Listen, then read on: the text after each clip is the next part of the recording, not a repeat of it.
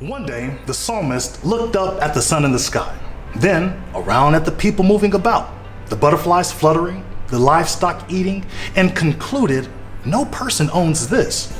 The earth is the Lord's, and all that's in it, the world and those who live in it. For he has founded it on the seas and established it on the rivers. Everything in this world is God's. The people belong to God. We know this because God can harden a person's heart like what happened to Pharaoh. The weather belongs to God. We know this because Jesus said God makes the sun to rise and sends the rain. And every resource belongs to God because the Lord can give whatever to whomever, whenever. God created it all. This means God knows how things work, where things are, the answer to problems, the words to calm the heart, and how to give us what we don't have because God lacks nothing. But that's not always the case for us, is it? We don't always know how things work, where things are, the answers to our problems, the words to say, the right way to go, or how to get what we need. Unlike God, we know lack, and our awareness of it can lead us to cancel plans, give up pursuits, or maybe not try at all. Have you ever wanted to build something or better your living situation, but stopped upon realizing you lack the resources, knowledge, and support to do it? To some extent, it makes sense to stop. But before we conclude that our lack means we can't ever move forward, it's good to first ask for wisdom. You see, just because we don't have what we need doesn't mean it doesn't exist, nor does it mean we're not supposed to have it. What may be the case is we are lacking the wisdom to get it. I see wisdom as a kind of resourcefulness, the ability to access all the resources in God's creation. This is one reason I think the sage in the book of Proverbs says wisdom is the principal thing. Therefore, get wisdom. It's first and foundational to gaining what we need. This is also why James wrote, if any of you is lacking in wisdom, ask God, who gives to all generously and ungrudgingly, and it will be given to you.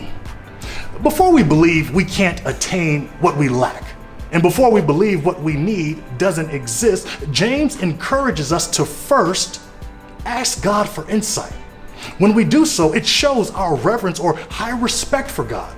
It reveals our humility, and it also opens our eyes to possibilities we didn't see, perspectives we didn't consider, or people we were unaware of.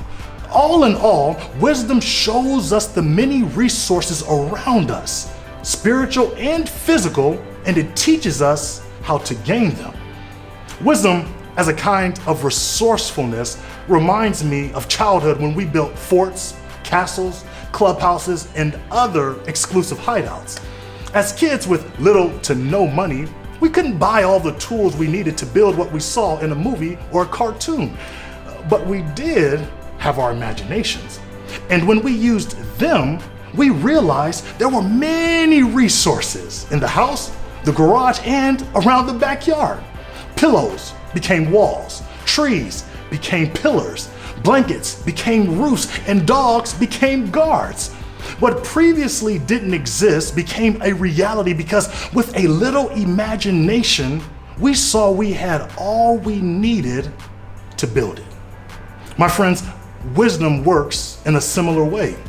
When we ask and God gives wisdom, it ignites our imagination, giving us the ability to see creation creatively and use it in ways we didn't before.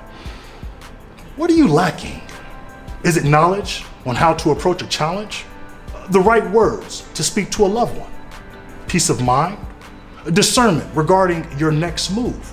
Money to buy the things you need? Or the tools to build what you have in mind? Whatever you lack, God has and can show you how to get it. All that's needed is 1, an acknowledgement of your lack. 2, belief that God has it and is willing to share it. And 3, the humility to ask God for it. If you ask, God will bring to your mind an action to take, a perspective to consider, a way to go, or a person to reach out to. And if you follow, you will see for yourself the abundance all around you and learn the power of wisdom to access it. Peace.